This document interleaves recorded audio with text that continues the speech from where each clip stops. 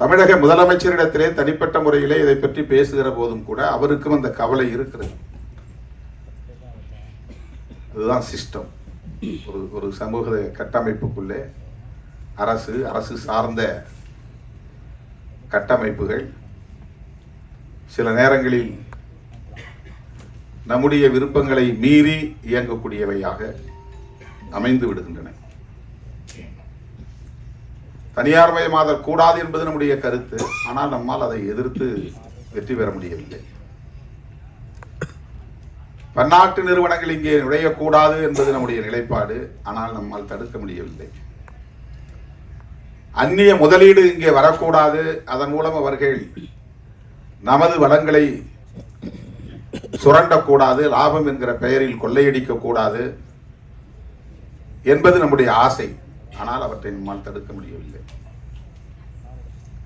இப்போது கூட நாங்கள் போய்விட்டு வந்த அந்த ஆர்ப்பாட்டம் எதற்கு என்றால், அங்கே இருக்கிற பழங்குடி மக்கள் சத்தீஸ்கர் மாநிலத்தில் பன்னாட்டு நிறுவனங்கள் உள்ளே வரக்கூடாது, கனிம வளங்களை சுரண்டக்கூடாது என்று எதிர்த்து போராடுகிறார்கள். ஆனால் இந்த தேசத்தின் வளர்ச்சிக்கு அந்நிய முதலீடு தேவை, பன்னாட்டு நிறுவனங்களின் வளர்ச்சி தேவை என்று அரசு நம்புகிறது. இந்திய ஒன்றிய அரசு, அது அரசின் கொள்கை நிலைப்பாடாக இருக்கிறது. உலகம் முழுவதும் இன்றைக்கு எந்த நாட்டிலும் பன்னாட்டு நிறுவனங்களுக்கு தடை இல்லை. தேச வரம்புகள் அவர்களுக்கு ஒரு தடையாக அமைந்துவிடக் கூடாது என்பதற்காக உருவாக்கப்பட்ட ஒப்பந்தம் தான் காட் ஒப்பந்தம், GATT ஒப்பந்தம். அந்த ஒப்பந்தத்தில் கையெழுத்திட்ட நாடுகள் எல்லாம் தேச வரம்புகளை உடைத்து யாரும் இங்கே அந்நிய முதலீடு செய்யலாம், எங்கோ அமர்ந்து கொண்டு இங்கே தொழில் நடத்தலாம், அவன் இங்கே வர தேவையில்லை, நிலம் கையகப்படுத்த தேவையில்லை, இங்கே வந்து எந்த விதமான வேலைகளையும் செய்ய தேவையில்லை, அவனுடைய ஃபார்முலா போதும். இங்கே இருக்கிற நீரை அவன் எடுத்து நம்மிடத்திலேயே விற்பனை செய்கிறான், குடிநீர். அவனுக்கு அதில் லாபம் போய் சேருகிறது. அவன் ஒரு நாள் கூட இந்தியாவுக்கு வந்திருக்க மாட்டான். ஆனால் ஒவ்வொரு நாளும் கோடிக்கணக்கிலே அவனுக்கு லாபத்தில் பங்கு போய் கொண்டிருக்கிறது. குளிர்பானங்கள் அப்படி. எல்லா விதமான தொழில்களும் அவன் நாட்டில் செய்தால் அந்த கழிவை அவன் மண்ணில் போய் சேர்க்க வேண்டும். அதனால் மண் நஞ்சாகும், குடிநீர் நஞ்சாகும், காற்று நஞ்சாகும் என்று அஞ்சுகிறான். இந்தியா போன்ற மூன்றாவது உலக நாடுகளில் அவன் கழிவை கொட்டுகிற குப்பை தொட்டியாக மாற்றிக் கொண்டிருக்கிறான். அதற்கு உலகமயமாதல் கொள்கை வழிவகுத்திருக்கிறது. உலகமயமாதல், தாராளமயமாதல், தனியார்மயமாதல் என்கிற கொள்கைகளை 90களில் நாம் கடுமையாக எதிர்த்தோம். இப்போது பேசவே நாம் தயங்குகிறோம், பேசுவதே இல்லை.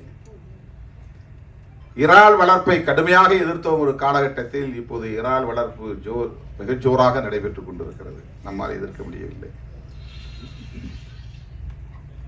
தனியார் துறைகளில் இடஒதுக்கீடு வேண்டும் என்று கோரிக்கையை மாற்றிக்கொண்டோம். தனியார் மயமாதலே வேண்டாம் என்று சொன்ன நிலை மாறி இப்போது தனியார் துறைகளில் வேலை வாய்ப்பு வேண்டும், அதற்கு இடஒதுக்கீடு வேண்டும் என்று நமது கோரிக்கையை மாற்றிக்கொண்டோம். இப்படி நம் விருப்பத்திற்கு மாறாக மது ஆலைகள் ஆங்காங்கே நிறுவப்பட்டு விட்டன. மது உற்பத்தி ஆலைகள், அது கோடிக்கணக்கிலே முதலீடு செய்யப்பட்டவை. அதில் பல்லாயிரக்கணக்கானவர்கள் வேலை செய்கிறார்கள். அதற்கான மூலப்பொருளை தருவதற்கு சர்க்கரை ஆலைகள் மொலாசஸ் தயாரிக்கின்றன.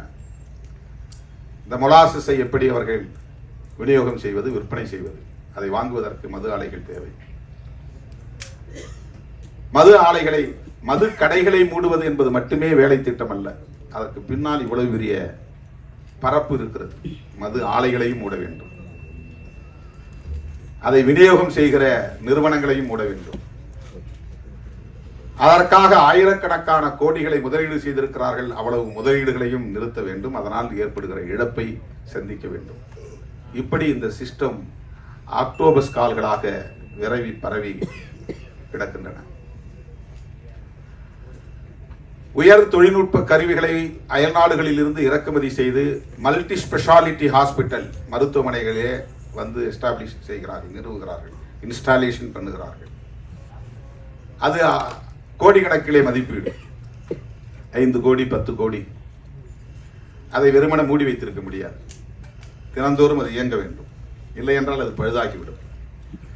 தினந்தோறும் அது இயங்க வேண்டும். ஆனால் அதற்கு வேலையாட்கள் தேவை. வேலையாட்கள் என்றால் அவர்களுக்கு சம்பளம் தர வேண்டும்.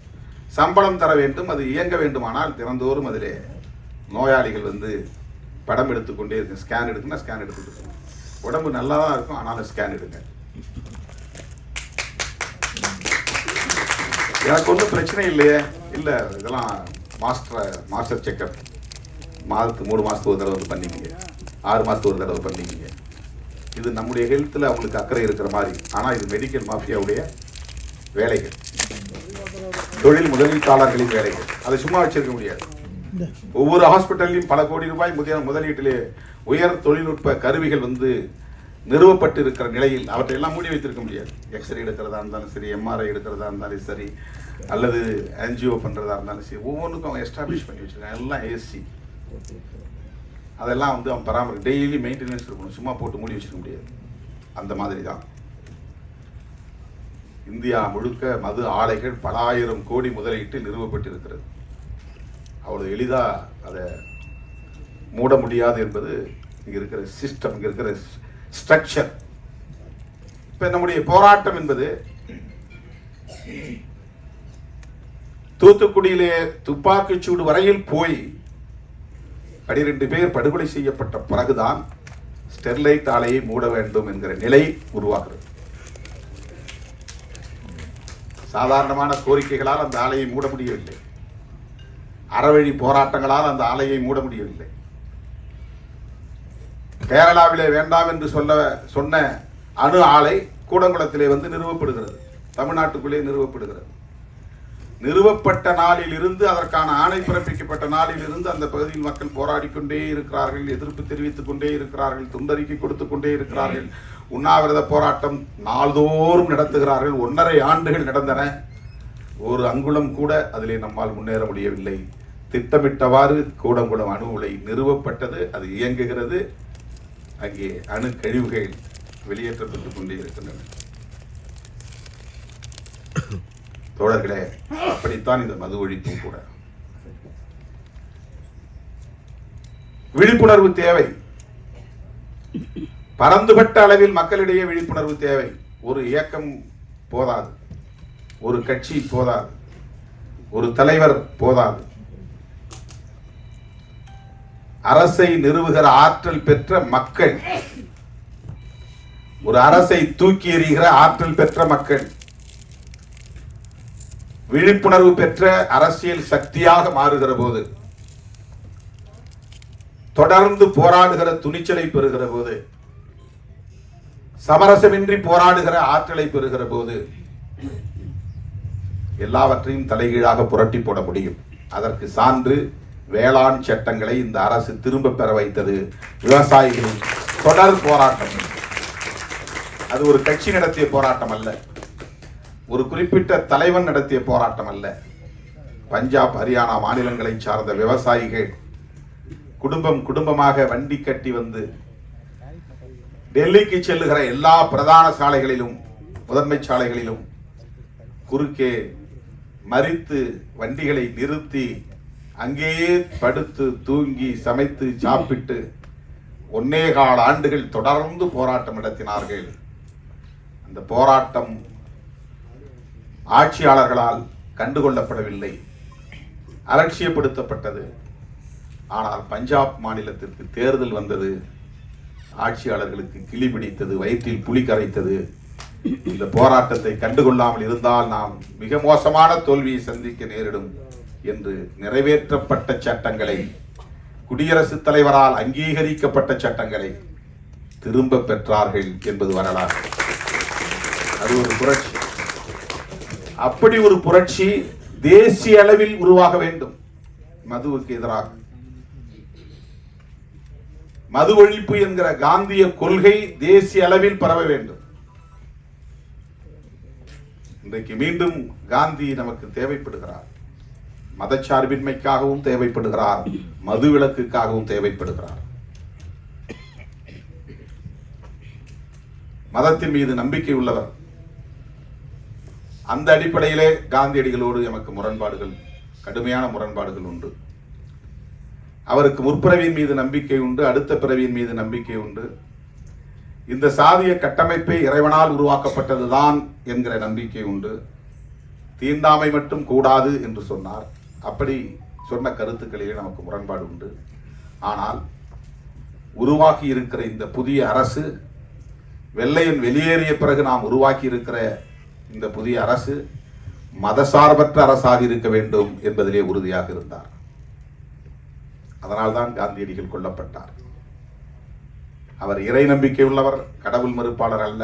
பெரியாரை போல கடவுளை மறுத்து பேசியவர் அல்ல. அவர் மத நம்பிக்கையாளர். புரட்சியாளர் அம்பேத்கர் அவர்களைப் போல இந்து மதத்தை விமர்சித்தவர் அல்ல. அடுத்த பிறவியின் மீது நம்பிக்கை உள்ளவர், புராண திருவிளையாடல்களின் மீது நம்பிக்கை உள்ளவர்.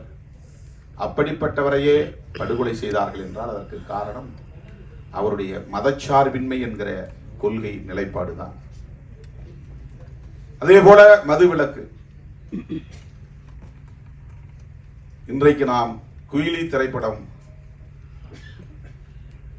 எடுத்திருக்கிறோம் என்று சொன்னால், துணிந்து அதை திரைப்படமாக்கி மக்களிடத்திலே கொண்டு போய் சேர்க்க வேண்டும் என்று வந்திருக்கிறோம் என்றால், காந்தியடிகள் ஏற்படுத்திய தாக்கத்தின் விளைவு என்று இதை சொன்னால் யாரும் மறுக்க முடியாது.